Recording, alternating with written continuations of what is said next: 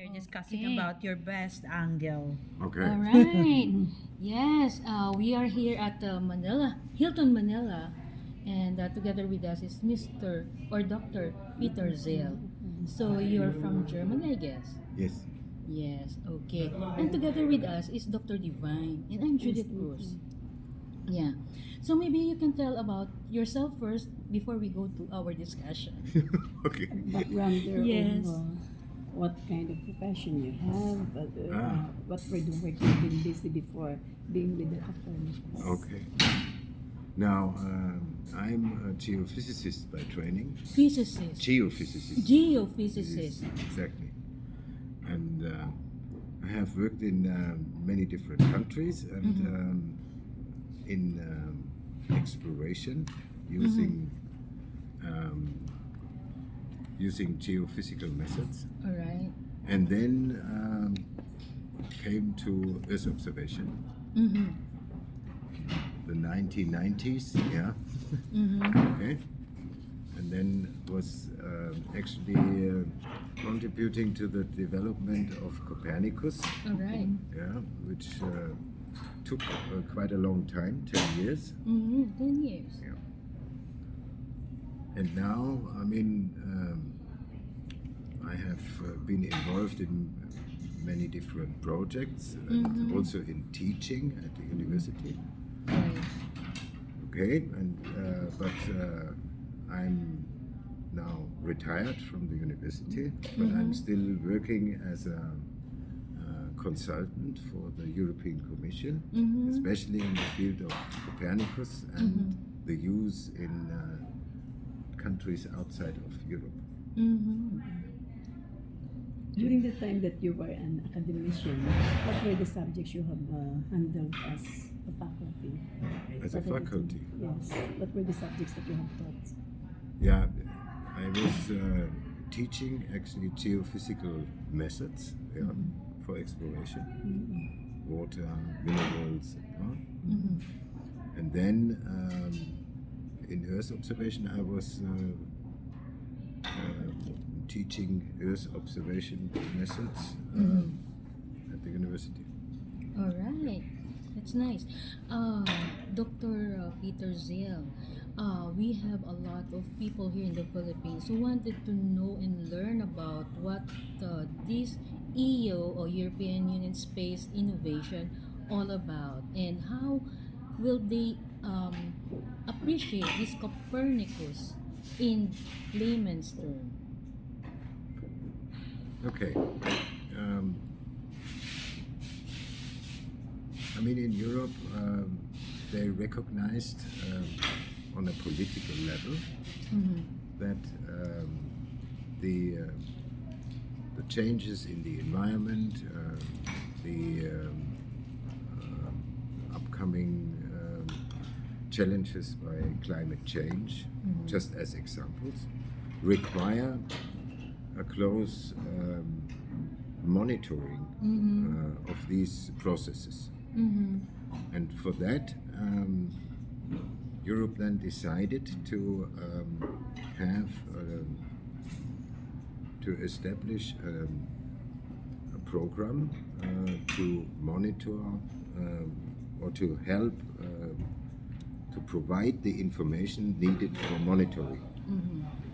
And as you know, I mean, the Copernicus program has satellites as one component, but also in situ data is the other component. And the program actually, benefit of the program is that it provides the information to monitor changes in the environment, provides information for forecasting, that means early warning. And in that respect, it is a program for providing information for better decisions. That's good. For better decisions. So, especially for maybe volcanic eruptions and typhoons and landslide, maybe. Yes, exactly. Yeah. I mean, these are, of course, particular aspects in the Philippines. Yeah. Right. And this was, of course, one element which actually guided us in designing this cooperation between the European Copernicus program and institutions here in the Philippines. All right. So will you be doing an academy here in the Philippines, or is this academy, Copernicus Academy, is based in Europe? No, the Copernicus Academy is nowhere based. Yeah? It's not a building and so on. It's a virtual. It's a network. Yeah? It's a network. And the idea of the Copernicus Academy is to facilitate the exchange of knowledge, yeah, between different entities, academic or research, in the field of geoinformation, and monitoring basically processes on the Earth's surface. Right. And this was the idea of the Copernicus Academy, to link actually people working on these issues, but in the beginning in Europe, but now also outside of Europe. That's great. So, at what age, say for example, if they finished high school and they wanted to learn more about this Copernicus thing, will they be able to link with the Copernicus Academy or with this European Union Space Innovation?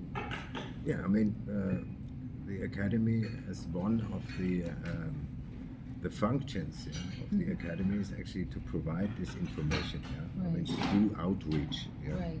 And inform about the program and the potential benefits.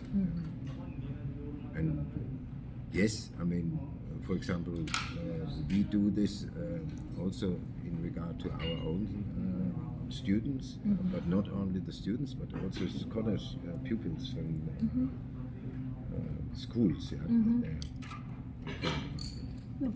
May we know if this Copernicus is only being implemented here in the Philippines, or you have tried it also in other countries? Yeah, the implementation is global, yeah, because the data are global. Yeah. Okay. So, I mean, very often, yeah, during the last 2 days, yeah, it was mentioned that there are specific satellites, yeah, I mean, which are linked to Copernicus. But these data from these satellites are made publicly available. Everyone in the world can use it. Yeah. So therefore, you have also some arrangement with other countries as the implementation of Copernicus. Particular arrangement. I mean, the situation here in the Philippines is that this program now starting is actually to enhance the cooperation in this field of Earth observation under Copernicus with institutions in the Philippines. Now, this is something special. Yeah, this, as it was said, yeah, I mean, there are only 2 examples now in the world. Yeah, the one is the Philippines, and the other one is the Latin America, kind of, where this is actually Latin intensified. America and Canada? No, Latin America, All right. in Panama. Panama. Okay, thanks for the clarification. That's Okay, so this is something special, yeah. I mean, to actually improve the cooperation, and a lot is about the use of the data. Yeah. Now, under this cooperation between the EU and Philippines, now the institutions here in the Philippines, like PhilSA, yeah, they will get a preferential access to this data. Yeah. So, even so, they are using the data already, yeah, but I mean, it will be made more efficient. Yeah. So that is about the data. Yeah. But then it's about the applications. Yeah. And you mentioned, I mean, the volcanoes. Yeah. So FIWORKS here has a very elaborated program to monitor volcanoes. But through the use of the data under Copernicus, this could be enhanced. But not only that, but there is also experience in Europe in monitoring volcanoes, and what we want is that they exchange, because there is also a benefit for institutions in Europe if they have exchange expertise with, which is residing here, like in Phoenix. So it's a kind of exchange. It's a mutual benefit Right. for Europe and for Philippines. Up to how much kilometers or meters from the sea level to the inner part of the earth can it measure this study? Okay. You mean at what depths actually Yes. can information be derived from the data, from the satellite data? Right. Now the Via satellite. the satellite data are only reflecting on the surface, not underneath. But you can, but this one can also see the magma when the volcano is erupting. When the magma comes to the Yeah, surface, yeah. yes. And also before it comes out. No, not before it comes out. Before it comes out, you need to model this. Yeah, you cannot see it directly. Oh, I see. Yeah. So, but can it also measure mining sites, the gold, all those things? Yeah, I mean it contributes to that, but it's not direct. Yeah. So you need to have, for example, to explore for gold. Yeah, I mean, gold. There is no physical method which can detect gold. It's always, I mean, a series of different methods to Extract, find a yeah. situation where you think that there is gold. Right. Yeah, that So, so maybe- it's indirect. Yeah, indirectly. Right. So maybe as a geophysicist, you have that all the knowledge on this matter. Yes, but if you ask me to find gold, I would say no. I need a geologist. I need a geochemist and Right. all sorts of other things. It's Yeah. always a team effort. Right. Yeah. Otherwise, I would be rich. Yeah. You are already rich. Now. With May I wisdom. ask what inspired you to be with the Copernicus project for so many years?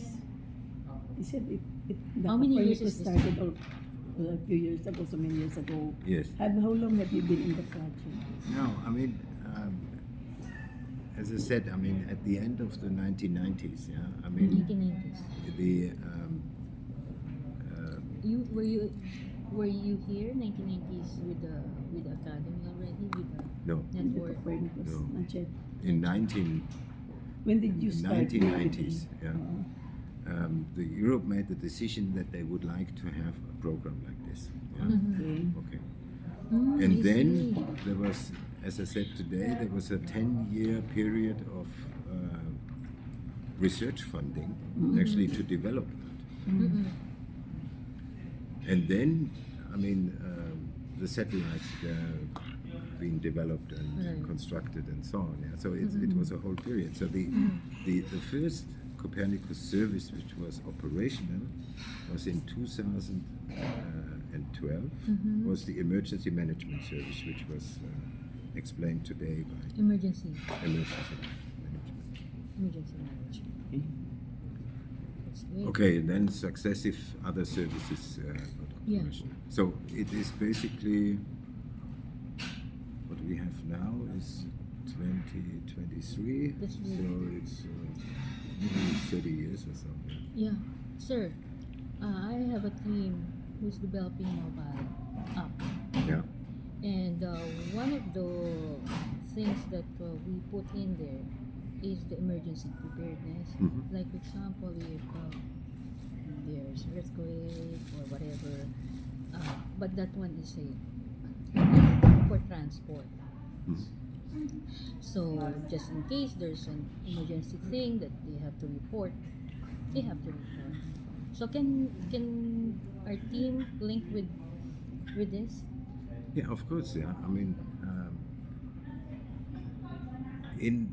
there are two things. Yeah, I mean, the one is in the case of an emergency. I mean, to provide information to the public.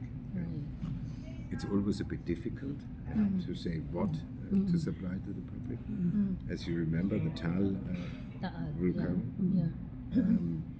I mean, Fireworks was providing the information on a daily basis. But then people got they wanted to go back to the land because it was exclusion. So the question is, I mean, how long can you actually guide people not to enter certain areas, even so they don't see that something is dangerous? You know that something dangerous can happen. And this is always the problem in communicating information in the case of an emergency. But I think Fireworks can handle that perfectly. And if that is linked to a mobile app, which gives people, let's say, the zones which are excluded, or the zones where they can safely stay, and so on, it would be helpful for us. And I think last time that we have attended here, but that was before the pandemic times. So that was 2019 when we covered this Copernicus. Yeah, 2020, in February 2020 was it? Was it? I think so. No? In another Before, hotel.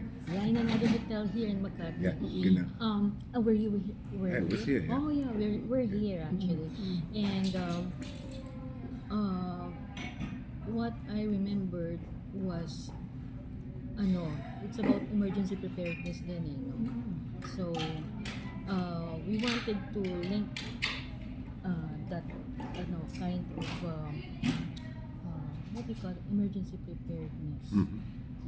But we also remembered that population can also be gathered. Like for example, at what area is overpopulated in the country. This one can also check, and also the agricultural thing. Yes, yeah. I mean, these are kind of data sets which are either available in the country, but this actually was the discussion today, that very often you have not access to this data, or the data are not made available. Like population, for example. Yesterday we were here from start to finish. And the question is, I mean, how far you can actually substitute this by using observation data. It's not that easy. So maybe this one is more of approximation. Yeah, it's more an estimation. At least it can estimate at what point where people can transfer in my grade, right? So Dr. Said, if you may quantify since 2020 and till starting yesterday and now, what has been the breakthroughs you have added to the project? I mean, what has changed, you mean? During the pandemic times, I think 2 years now. More than 22, 23. 3 years. Yeah, I mean, this also, I mean, contributed to the effect that the project only can start now. But the other thing is that, of course, I mean, in 2020, in February, we knew that the Philippine Space Agency is being created, but it was not existing yet. So now, I mean, this one is existing, and it is basically the also rebirth. yeah, exactly, delivered. And now, I mean, this is a new environment now. Now, of course, the question is, I mean, what is still being done, for example, in this field as observation in DOST, in ASTI, what is being done in FILSA, and so on. But I mean, I think that this is a process which needs to be carried through to divide the different tasks Mm-hmm. in a certain way. No, but I think that, of course, the COVID period delayed a lot of things. Yeah. Mm-hmm. It was about But on the once other hand, I mean, it also mobilized a couple of things.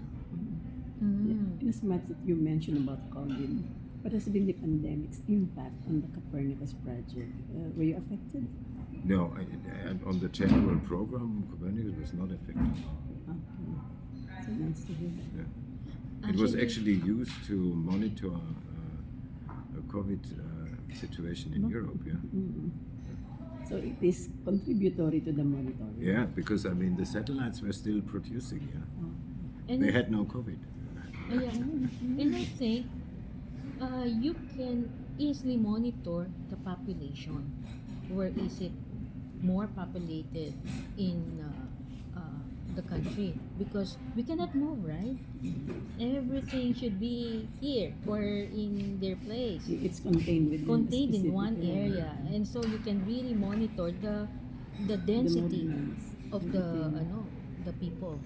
Yeah, I mean, you cannot monitor the population directly with satellite data. Yeah? Oh, really? No. Yeah, it's more of approximation, the No, density.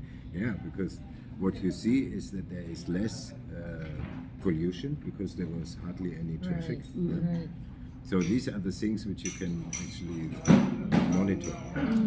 Because this you can one- monitor, NO2, and so on. Yeah? Yeah. So that you can, there are certain things which you can see that something has changed. Yeah? But you cannot move, you cannot monitor the population.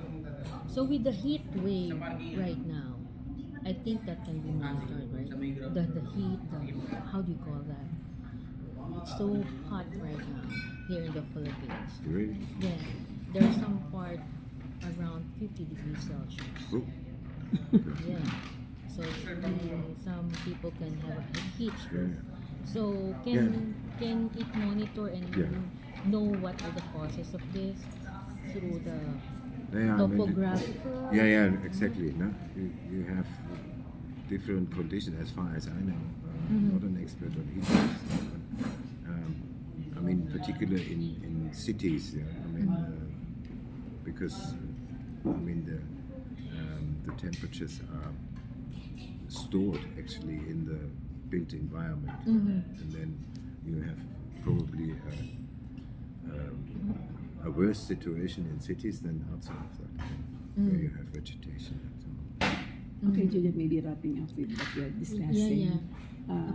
The first time that we met you here at the Copernicus was in 2020, and it's 2023. Yeah.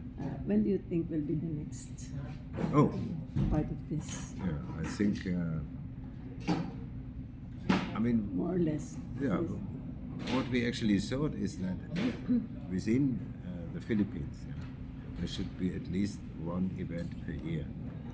Yeah, where you exchange and then. Copernicus event per year. One event per year. Yeah.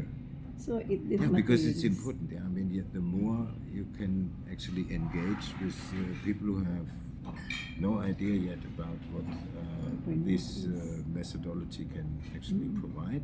Yeah, I mean, this is important. Yeah, I mean, to engage with them. Yeah, and this could be a forum where you can just say, where you can present what you have achieved so far, as you have seen today.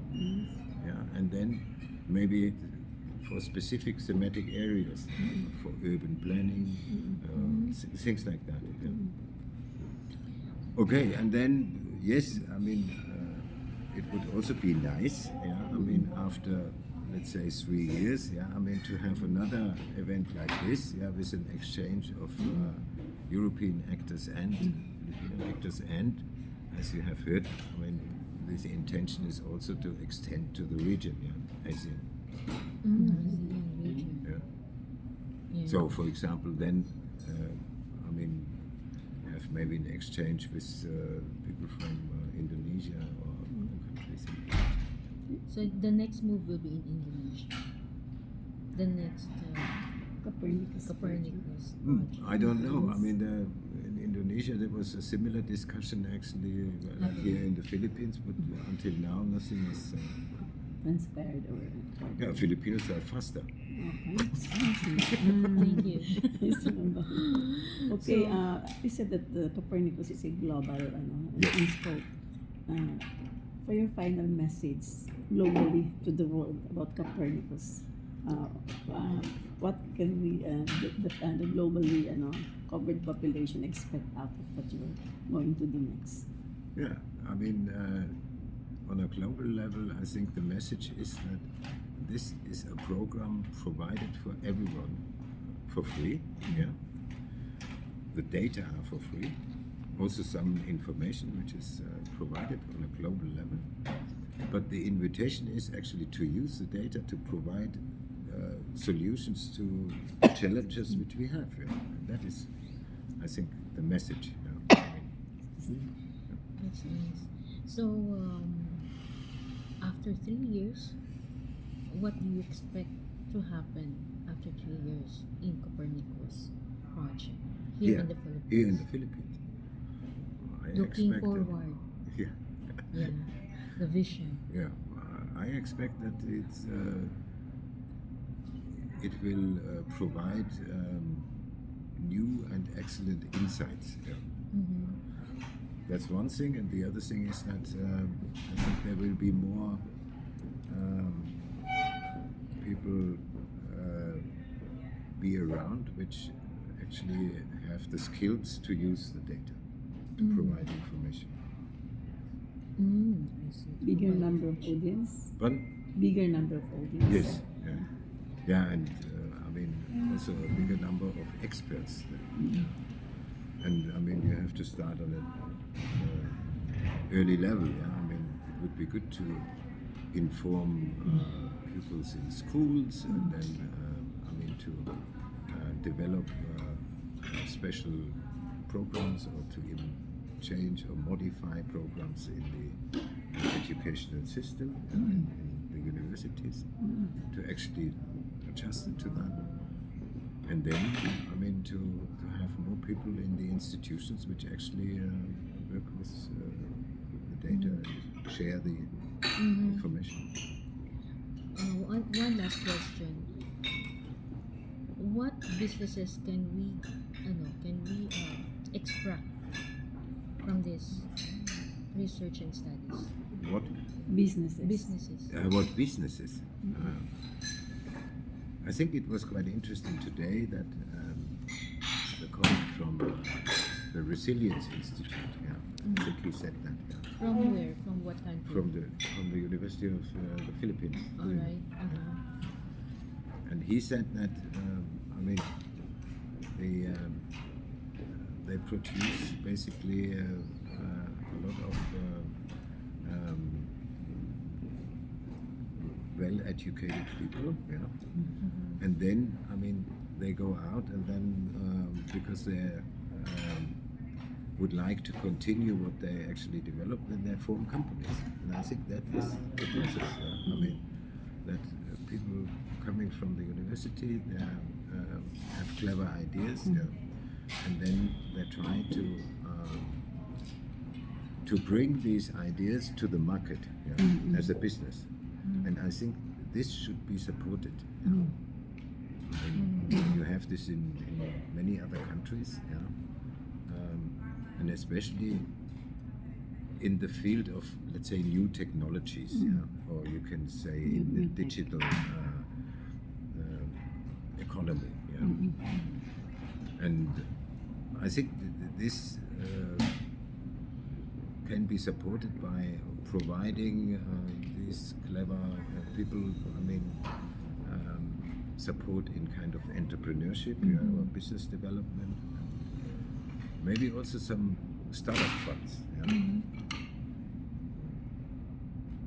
Okay. Okay. Do you still have some more questions? I'm done. Yeah, We are thanking we you would like to thank you, sir, for for your sharing us a time. big My chunk of pleasure. your most precious And, time. She mentioned, thank you also, ma'am. Yeah. She mentioned you only have 5 minutes. We already used your 1 hour. Because you're so interesting to talk to. Yeah? Yeah. Okay. There are lots of And, things that we can learn and learn. Yeah. Thank you so much for Okay. accommodating my Yeah. journalist friends. Yeah. Yeah. You've always Actually, I'm been not just a faithful. journalist. I'm a chemist. I'm a licensed chemist. Okay. Oh, I didn't Yeah. know that. That's very nice. Yeah. So you should also use Copernicus. Oh, yeah. I already told him that we are into mobile app development. Yeah. I have a team. So one of those things that we do is for the transport. Ah, So wonderful. merong emergency preparedness na nakalagay ito, naka-install doon. So maybe we can Free link to it use up. data, yes. Yeah. Yeah. So let's have a photo. Tayo kayo, ma'am. Yan. Photo and video. Pasok ka. Tayo ka, sir. Maybe you can stand up, sir. Thank you. Okay. Thank you very much. Teka.